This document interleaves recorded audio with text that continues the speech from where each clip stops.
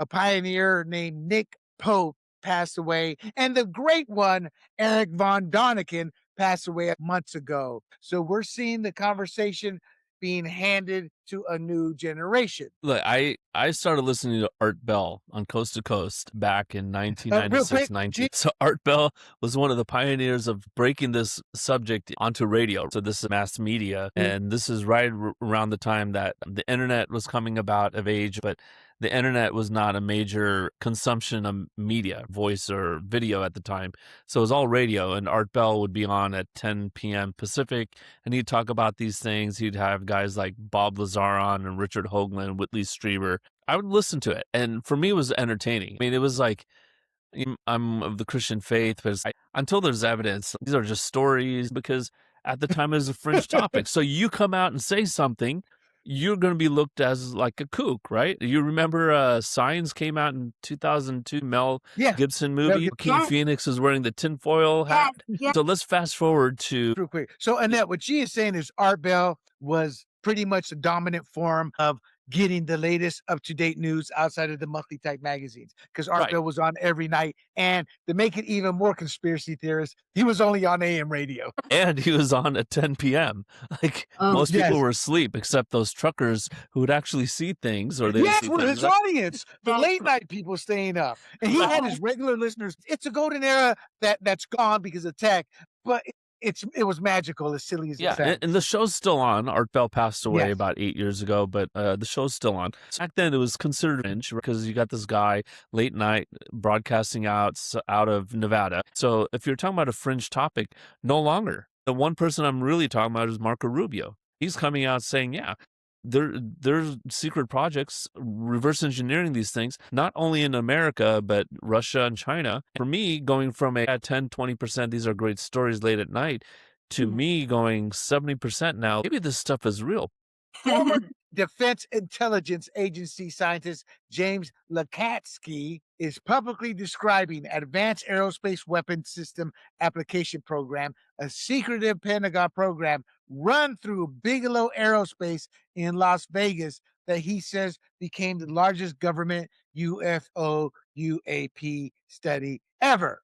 Who is Robert Bigelow famous for? He's a billionaire, and I think he owns Skinwalker Ranch, which Used to I'm own not. Skinwalker Ranch, used to own it, and the government and his company working together did a lot of testing on the supernatural they were seeing That's right. there, Yeah. and we never learned the conclusions.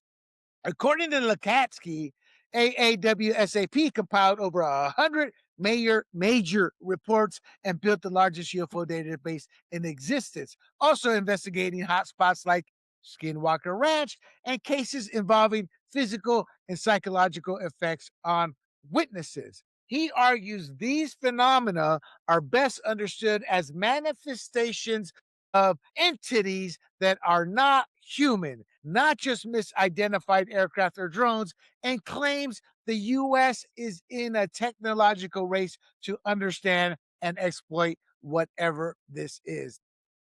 I'm open to the idea that, we're not the only ones in the universe. I need evidence. I'm a scientist type of guy. So Nick Pope was part of the Ministry of Defense in the UK. Like you said, he was talking about Rendlesham for a long time, but he also saw the Calvine photos, which is like a big flying saucer that two guys said that they took pictures of and turned them into the UK government. I think they took a series of 8 to 10 photos. And Nick Pope said that they confiscated them and never gave them back. He saw all of them. And then he became a big time believer, 20 years ahead of me. He went from a skeptic to, hey, I saw pictures. These things are real. And I'm going to go and promote this and try to convince the world. So it's a big loss. He was only 60 years old. He got cancer. It's a tragedy because I think he was really trying to move humankind forward by saying, look, there's something more than our petty problems here on Earth. There's something bigger, and he can't put his finger on exactly what it is, but he knows that these things are real. I agree. In regards to Von Daniken, so here's what I'll say is I'm with you, G. Some of the claims he made, I'm like, okay, I get it. They sound a bit preposterous.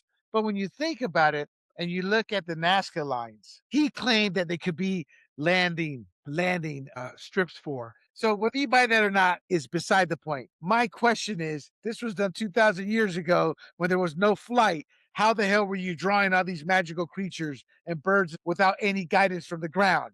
You couldn't. Yep. We only discovered these in the 1930s, right around there, because our Yep. planes starting to fly ahead. So those are the questions. In terms of the Calvin UFO photo, let me show this here real quick to you guys. Here's what G's talking about. I said that's a photo. They just Yep. resurfaced those photos and they were confiscated. So that's pretty interesting and things that make you go, hmm. So Annette, you had a question for G? Yeah, when was that taken?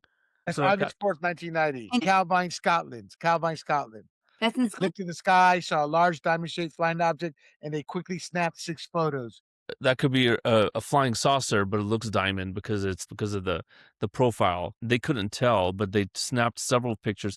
So the story behind this is that they handed them over to the UK government, but I think they kept one and handed it to a reporter who somehow put it in his book and forgot that it was there for something like 25, 30 years. And then he realized he had one of the pictures, and so he released it. So this is the picture. Nick Pope, who was in the UK government, said, "How'd you get that picture? We have all the pictures, and we never released it." And Nick Pope verified that this is the actual picture that they confiscated from these two people. Right, and let me show you the 3D mock-up with AI and modern technology. There's an image of what they say it probably looked like. Oh, By the way, the little one is a Plane? Air Force jet. Underneath it. Yeah, UK Air Force jet that they claimed was circling around it, trying to figure out what it was. Maybe And where did it go? I mean, did it just? What did they I don't remember the rest of the story. I just remember the story about the photo. this is a mock-up. They say it would look, if it was clear, what it may have looked like before the official photo was released. So that's pretty interesting, isn't it? Very interesting, to be quite honest. So again, rest in peace, Erich von Daniken. I think he opened up a lot of minds. And the thing about him and Nick Pope, they now know all the answers, don't they? Hey, everybody, this is William Del Pilar, founder of Grumblings Media, and I want to say thank you for watching our content. If you want to support our all-volunteer efforts at Grumblings Media, smash the subscribe button right here. 100% free, and please consume and share our great content. Click either one of these 2 boxes for more of our work.